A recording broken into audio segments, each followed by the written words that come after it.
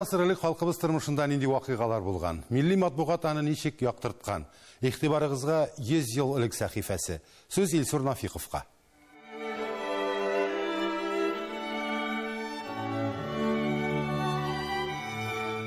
Исәнмесез, татарлар, тапшырын даими караучы тамашачыларыбыз. Без сезнең белән гадәттәгечә Казан Федераль университетының китапханәсендә борынгы кулъязмалар һәм сирәк китаплар бүлегендә алдыбызда 100 ел элек нәшер ителгән Ил газетасы.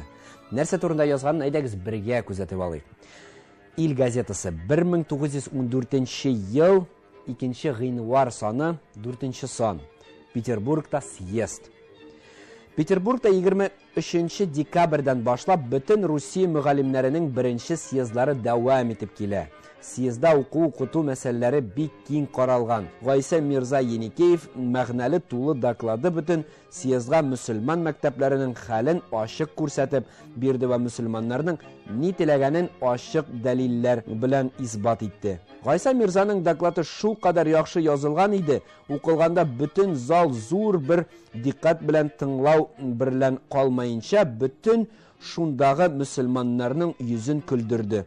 Кавказлы учитель Ахмадов, Хусаинов, Агиев, мөхәррирimiz Гаяз әфәнде берничә поправка ясадылар. Гаяз әфәнде тәгълим уку-укыту родной языкта булыр дигән сүзне дә натюрка татарском языке дигән сүз берлән мәсьәләне аңлап бетмәүе белән кабул ителмәсә дә урыны чыкканда тагы чыгып шуны сөйләде. Бөтен Русия мөселманнарының телләре бер тел, төрек-татар теле. Безнең ана телемез төрек-татар теле. Ана теле дию аңлашылмауга сәбәп була. Мәгариф мәэмурләренә тәфсиригә юл калдыра. Хәзерге Төркистанда, Кыргызстанда Идел буйгы мөгаллимнәрен сез чит телдә укытасыз дип куалар.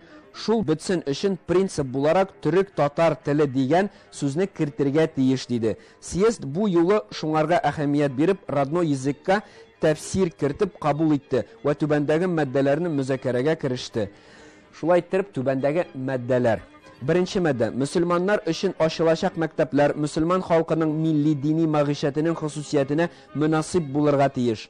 Икенче: мөселманнар өчен булган мәктәпләрдә укыту бөтен уку мөддәтендә укучыларның ана телендә булырга тиеш. Рус теле хөкүмәт теле булган өчен аерым дәрес хисапланып, 3нче елның башыннан укытырга башланырга тиеш.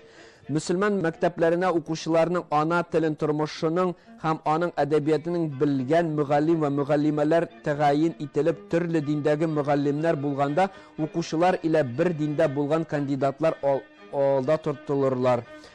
4нче мадда: ана теле мәктәпнең программасында аерым дәрес ителеп укытылыр. Бу телне өйрәтүчеләр рус теленең мөгаллим ва мөгаллимнәрне берлән бер хукукта тигез булырлар. 5нче мадда: мөселман мәктәпләрендә ана телендә укытырлык мөгаллим ва мөгаллимәләр хәзерләү өчен хәзинә хисабыннан җитәрлек кадәр педагогика мәктәпләре ачылыр ва мавкыять педагогика курсларын тәэсис ителер. 6нче мадда: мөселманнар өчен уку мөддәте 5 еллык булыр.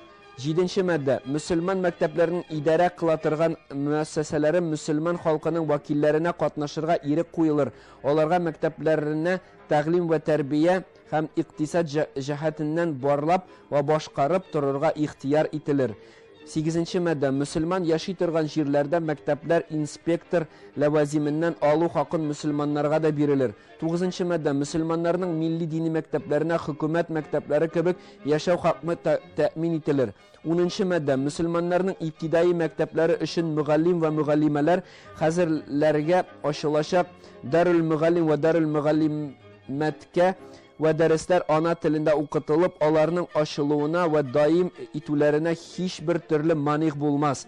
Һәм соңгы 11нче мадда: мөселманнарның һичбер кеше ва һичбер җәмгыятькә ана телендә общеобразовательный ирләр ва кызлар өчен мәктәпләр ачуда тыгызлык ва кысынкылыклар күрсәтелмәсен, дип хәбәр итә Ил газетасы. Күрүгезчә, 100 ел элек тә безнең укытучыларыбыз, мөгаллимәләребез туган тел мәсьәләсен, родной язык, ана теле мәсьәләсен бик тә кайгыртып яшәгәннәр. Һәм инде төрле юллар белән аны сакларга һәм инде аны үстерергә тырышканнар. Үз тарихыбызны белик, яратыйк һәм алдагы буыннарга да җиткерик. Ә инде бу чыганаклар белән турыдан-туры танышыр өчен Казан Федераль университетының китапханәсенә, борынгы кулъязмалар һәм сирәк китаплар бүлегенә рәхим итегез. Сау-сәламәт булып калыгыз, мөхтәрәм тамашачыларыбыз.